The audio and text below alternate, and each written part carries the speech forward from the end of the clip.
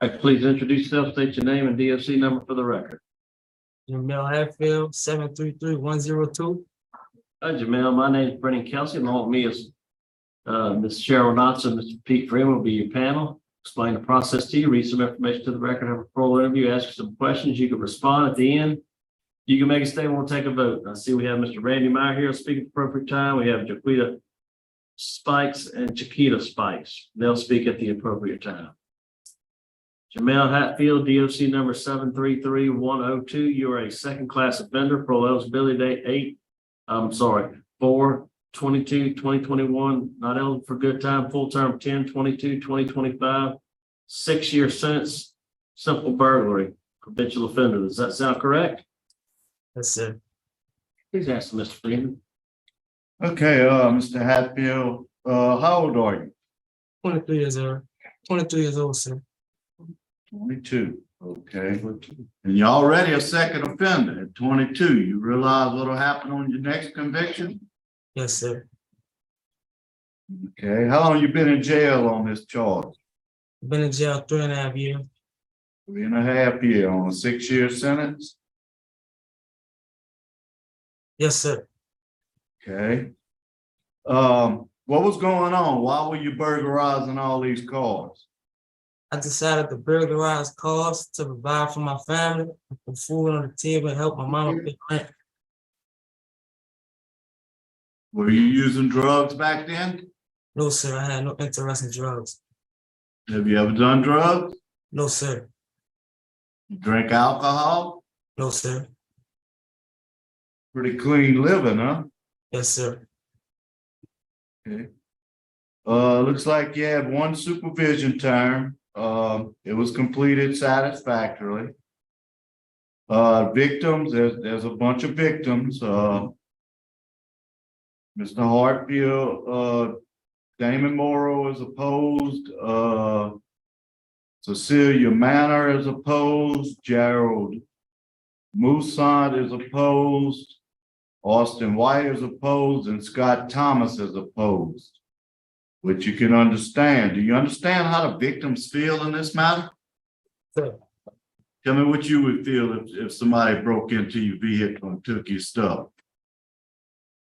I would feel real bad because of the mental, emotional, and financial toll that was put on his or her shoulders.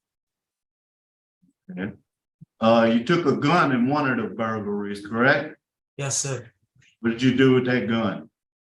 I decided to sell it to someone on the streets. Sold it to somebody on the street that could have been used as a murder weapon, huh? You never know. Is that correct? Yes, sir. Okay.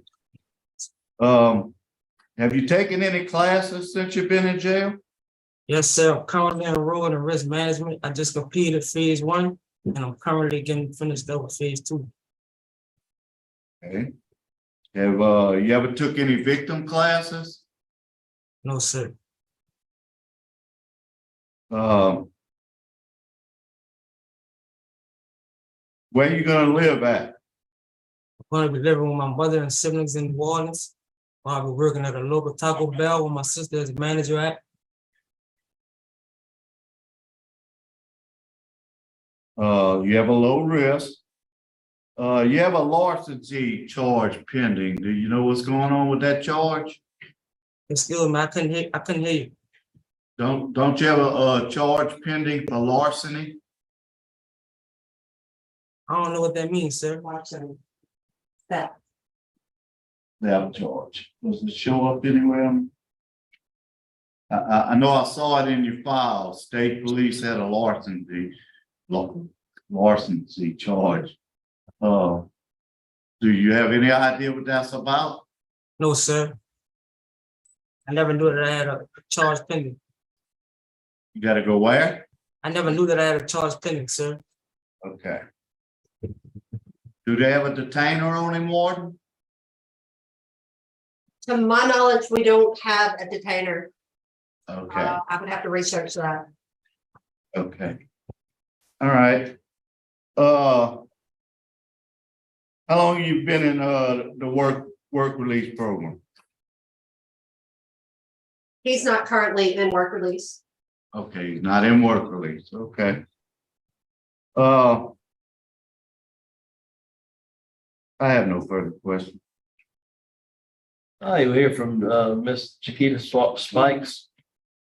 You don't have a pending larceny charge, I'm sorry. How you Yes. doing? All right, Chiquita, all right, go ahead. Yes, this is me. Go ahead, make a brief statement. Um, that's my son Jimyl Hatfield. I was praying and hoping that he do better. He had learned his lesson on his crime that he committed, and I was really on his back about what he was doing, even though that he was helping out on our end. But I was on him because if someone's to break in my car, I would feel totally upset about it, and I would like want something to happen to the person that, committed the crime, because now I have to pay for things. But now that he paid for his crime, I'm happy that he learned his lesson, and he can know he can get a job and help us better that way. All right, thank you. Thank you for your comment. Now we'll hear from your sister. How you doing, Rita? We just ready for him to come home because we still could use the help, even though it would be in a different way. And we all feel like that he had changed, he changed for better. That's not a place. Even though he did mess up, everybody make mistakes in their life. It's a turnaround. It's always a chance for a turnaround. All right, thank you so much for your comment.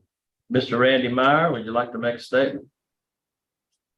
Yes, sir. Randy Meyer, Assistant DA Jefferson Parish. Looking at Mr. Hatfield's record while incarcerated, he really had no programs. He needs some vocational programming to help him when he gets out, to get him out of his history of thefts. He's got 17 counts he's currently serving for of simple burglary and one of attempted simple burglary. And he does, y'all mentioned the restitution act. And I know in this record, it shows that it was dismissed from high set because of excessive absences. That's concerning that he's not taking the programs. He's not trying to do the rehabilitation programs that he really needs to do to justify getting out on parole. There's strong victim opposition. Quite a number of victims are opposed. Those reasons we are also opposed to his request. All right, thank you. All right, Ms. Hatfield, would you like to make a statement on your behalf? Yes, sir. Go ahead. Well, first of all, I want to thank the board for granting me to address you all. And I want to see that the past 3.5 years, they've given me time to reflect and grow as a human being.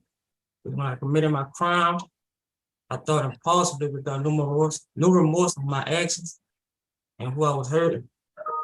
But in hindsight, I see that the emotional and mental toll that I put on a person is not that I want to see from either my family or anyone else. And I pray and hope and ask that they forgive me. And I try to live the best that I can be in life.